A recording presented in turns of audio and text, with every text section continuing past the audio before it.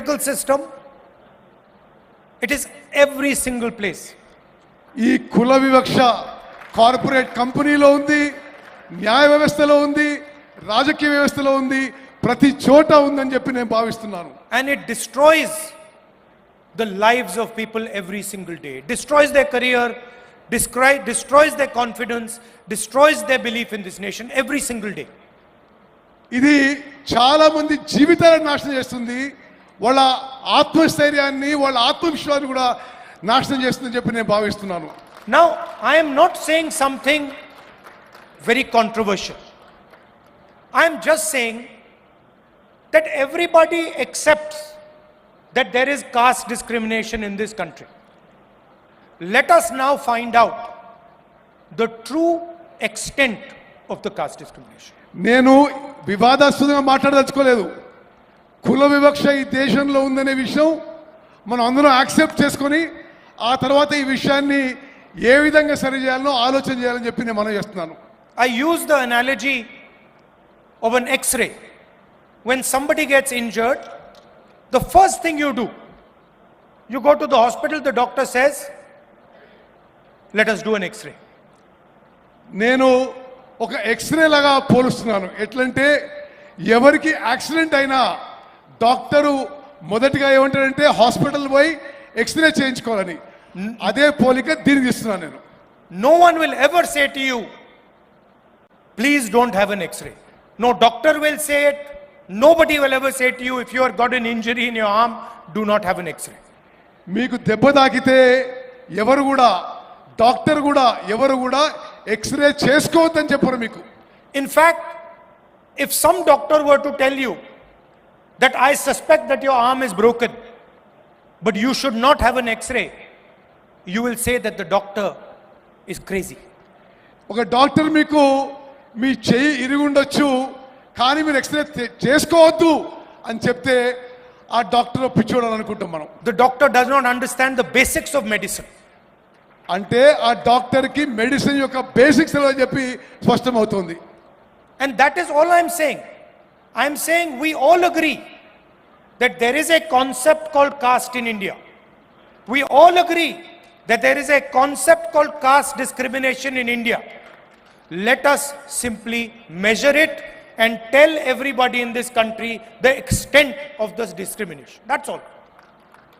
ఈ కుల వ్యవస్థ ఉందని, ఈ కుల వివక్ష ఉందని భారతదేశంలో ముందు మనం ఒప్పుకుందాం.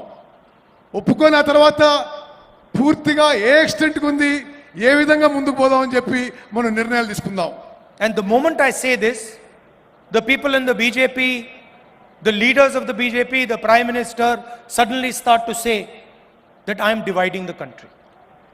నేను ఇది మాట్లాడగానే బీజేపీ నాయకులు, ప్రధానమంత్రి కూడా నేను దేశాన్ని విభజించే ప్రయత్నం చేస్తానని నా మీద ఆరోపణలు చేస్తున్నారు. Since when has revealing the truth of this country divided this country? దేశం గురించి నిజం చెప్తే అది దేశాన్ని విభజించడమా అని చెప్పి అడుగుతున్నాను. All we are saying is let us explore the truth. నేను అంటున్న ఒకటే, మనం నిజం పరిశీలించాలి, నిజం తెలుసుకోవాలని చెప్పి నేను మనం చేస్తున్నాను. Foundation of all our religions is truth. Foundation of all our religions is ahimsa. All we are saying is let us explore the truth of discrimination. అన్ని మతాల్లో ఉన్న విషయం మనం నిజంతో పోవాలని, మనం ఈ విషయంలో కుల విషయంలో కూడా నిజం తెలుసుకొని ముందుకు పోవాలని చెప్పి నేను మనం చేస్తున్నాను. First of all, let us find out how many Dalits, how many OBCs, how many Adivasis, how many minorities, how many general caste, how many women there are in this country. మనము ఈ census ద్వారా ఎంతమంది దళితులు ఉన్నారు, ఎంతమంది ఆదివాసులు ఉన్నారు, ఎంతమంది ఓబీసీలు ఉన్నారు, ఎంతమంది మహిళలు, ఈ వివరాలన్నీ కనుక్కునే అవకాశం ఉంటుంది. After that, let us find out how is wealth distributed in this country. అది చేసిన తర్వాత దేశం యొక్క ధనం ఏ విధంగా ఈ సామాజిక వర్గాల్లో మరి విభజించబడదో అది కూడా కనుక్కుందాం. What share of wealth do Dalits have? What share of wealth do OBCs have? What share of wealth do women have? Let us find this out. దేశం యొక్క ధనం దళితుల దగ్గర ఎంత ఉంది, ఆదివాసుల దగ్గర ఉంది, ఓబీసీల దగ్గర ఎంత ఉంది, అది మనం కనుక్కోవాలి. Let us find out how many poor general caste people there are. ఎంతమంది నిరుపేదలు ఉన్నారో మరి తెలుసుకోవాలి మనం. Let us ask ourselves the question, how many Dalits are there in corporate India? How many OBCs are sitting in the top 500 companies of this country? How many OBCs, Dalits, Adivasis are there in the judicial system? How many Dalits, OBCs, Adivasis are there in our forces? Let us ask these questions. Why are we scared of asking these questions? ఎంతమంది దళితులు, ఆదివాసీలు, ఓబీసీలు corporate కంపెనీల్లో కనుక్కోవాలి, న్యాయ వ్యవస్థలో ఎంతమంది కనుక్కోవాలి, సైనికులు ఎంతమంది ఉన్నారో కనుక్కోవాలి. ఇది అవసరం అని చెప్పి నేను భావిస్తున్నాను.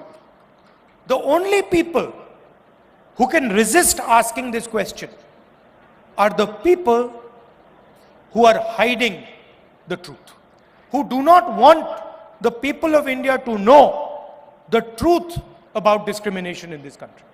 దీనికి వ్యతిరేకం ఉన్నవాళ్ళు కేవలం నిజం బయటికి రావద్దు అనే వాళ్ళే దీనికి వ్యతిరేకం అని చెప్పి నేను మనం చేస్తున్నాను. Those would be the people who benefit from the discrimination. వీళ్ళు ఈ కుల వివక్ష వల్ల లబ్ధి పొందే వాళ్ళే ఈ నిజం బయటికి రావడానికి ఇష్టపడటం లేదు. I'm still wondering why the Prime Minister has not publicly said that he wants to challenge the idea of discrimination in Indian society.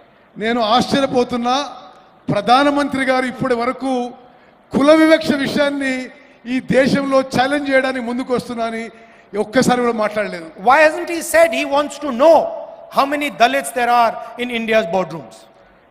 మరి ఇండియా కార్పొరేట్ కంపెనీల్లో ఎంతమంది దళితులున్నారో మరి నరేంద్ర మోదీ గారికి తెలియవద్దని ఎందుకున్నది? How many OBCs are in our judicial system? ఎంతమంది ఓబీసీలు మన న్యాయ వ్యవస్థలో ఉన్నారని మరి నరేంద్ర మోదీ గారికి తెలియాల్సిన అవసరం ఉంది. How many Adivasis are anchors in our media system? ఎంతమంది ఆదివాసీలు మన మీడియాలో యాంకర్ల పాత్ర పోషిస్తున్నారు కూడా తెలియాల్సిన అవసరం ఉంది. Why is he scared of asking these questions? ప్రధానమంత్రి గారు ఈ ప్రశ్నలు అడగడానికి ఎందుకు భయపడుతున్నాడు? I committed on behalf of the Congress party in Parliament House that we will carry out a national caste census. నేను కాంగ్రెస్ పార్టీ తరఫున పార్లమెంట్లో స్పష్టంగా చెప్పిన మేము జాతీయ స్థాయిలో క్యాస్ట్ సెన్సస్ చేస్తామని హామీ ఇవ్వడం జరిగింది. And we will demolish the artificial barrier of 50% reservations that has been placed in front of this country. ఇప్పటి వరకు ఏది ఉందో 50% వరకు రిజర్వేషన్స్ అది మేము ఎత్తేస్తామని చెప్పి నేను మనవి చేస్తున్నాను.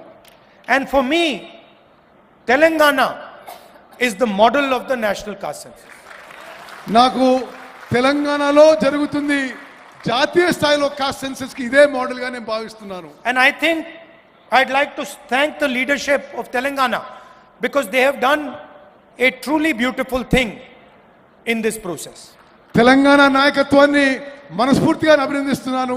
ఈ ఎక్సర్సైజ్ లో చాలా బాగా ముందుకు పోవాలని చెప్పి నేను మనవి చేస్తున్నాను. And when I was coming here in the car, I was thinking to myself, we do not want a bureaucratic caste census.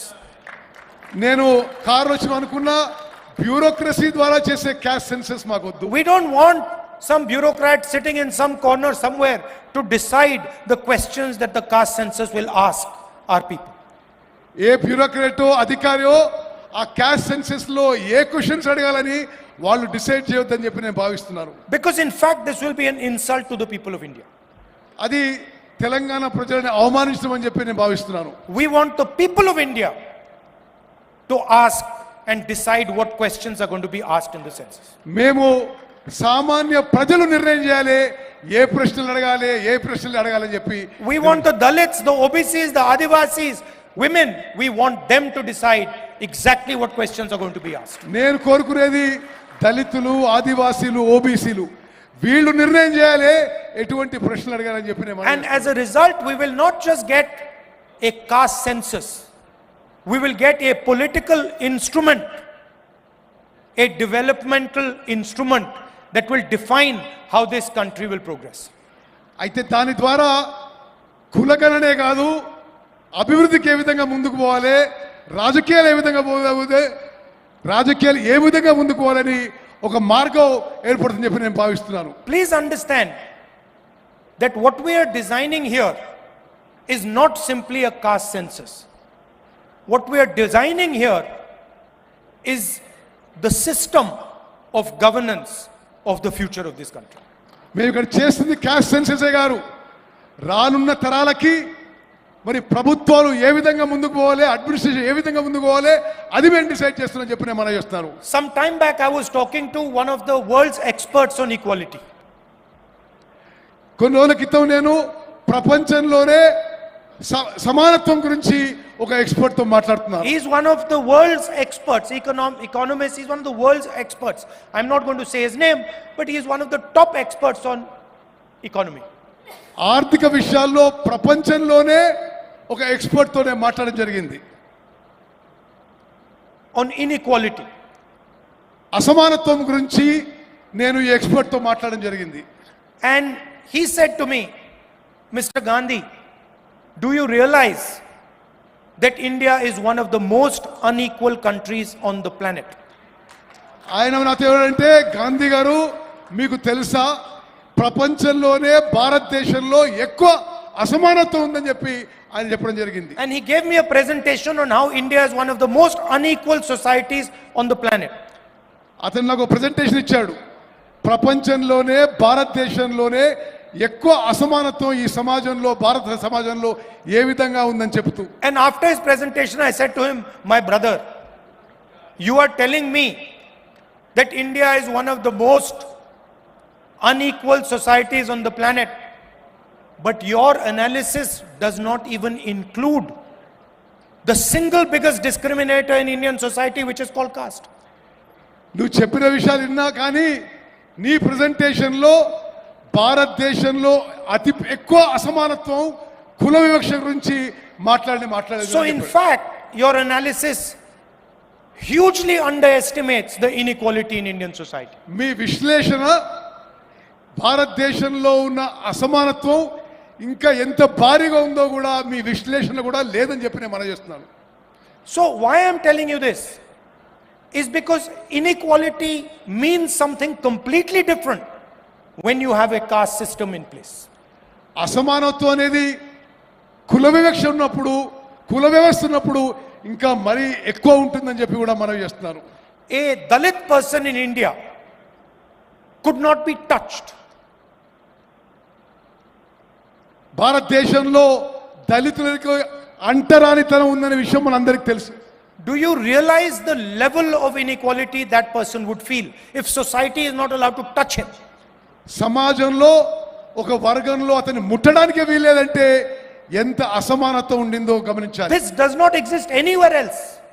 ఇది ప్రపంచంలో ఎక్కడ లేదు. And so what we have to understand is that discrimination in India is unique and probably among the worst in the world. ప్రపంచంలోనే అన్ని దేశాల్లో ఈ వివక్ష అనేది ఎక్కువ ఉంది భారతదేశంలోనే చెప్పిన మనం చేస్తున్నారు. And if we want to talk about a powerful country, if we want to talk about progress, if we want to talk about happiness among our people, the absolute first thing we need to do is identify the amount of discrimination and the nature of discrimination that is taking place here. దేశం ఆర్థికంగా శక్తివంతంగా ఎదగాలంటే, దేశంలో సంతోషం పెరగాలంటే ఈ కుల వివక్షని నిర్మూలన చేయాల్సిన అవసరం అని చెప్పి నేను భావిస్తున్నాను. As a politician, I am accountable to you. ఒక రాజకీయ నాయకుడిగా నేను మీకు జవాబుదారీగా ఉండాలి. And when I speak of caste census, I speak as a result of that accountability to the people of India.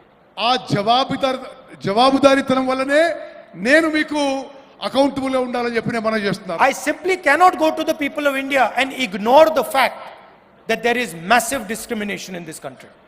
నేను ప్రజల మధ్యకి పోయి వీళ్ళలో అంత వివక్ష ఉందని చూసి అది మరి ఓర్చుకోవడం మంచిది కాదని చెప్పి I cannot lie to Dalits, I cannot lie to Adivasis, I cannot lie to minorities, I cannot lie to women that this country is fair to you.